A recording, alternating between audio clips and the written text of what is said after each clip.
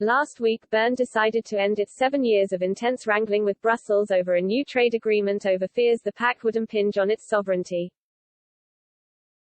Politicians said the deal would ultimately be rejected by Swiss voters because Eurocrats were asking for too many powers to be handed over to the EU in exchange for single market access.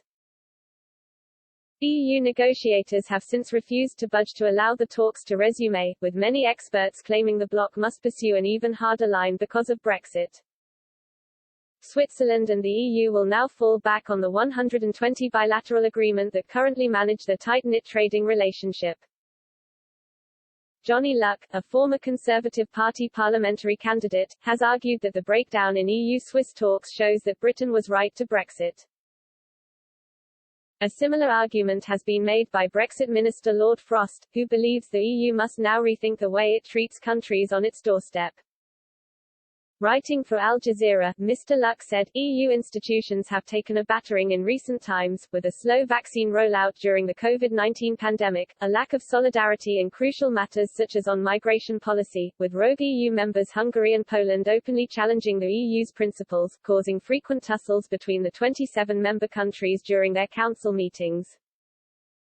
In turn, jaded EU officials have become more defensive and inflexible, desperate to show their strength by jabbing both the UK and Switzerland with tough trading demands.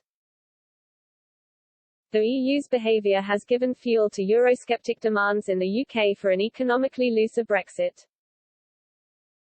In a similar vein, the EU has failed to convince the Swiss that more oversight from the European Court of Justice, alongside more rights for EU citizens in Switzerland, were a fair price to pay for more market access. The Swiss government, which practices direct democracy with nationwide referendums for significant policies, knew that any public vote would soundly rebuff those proposals. Mr. Luck suggested that the EU should do some soul-searching to re-evaluate its goals when entering into trade negotiations with other neighbouring states.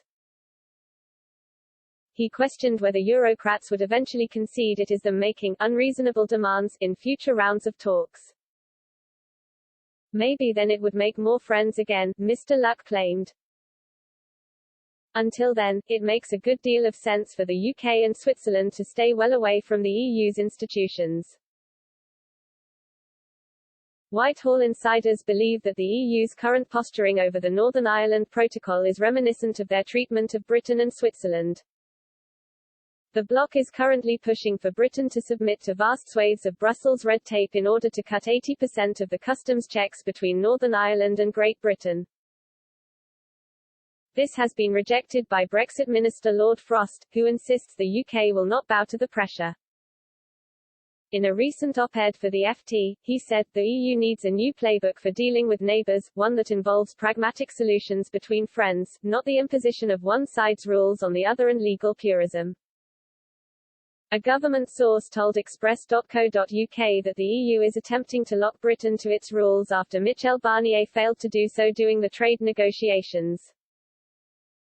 It was suggested that the bloc is cynically using Northern Ireland to make up for the botched deal signed by the former Brexit negotiator.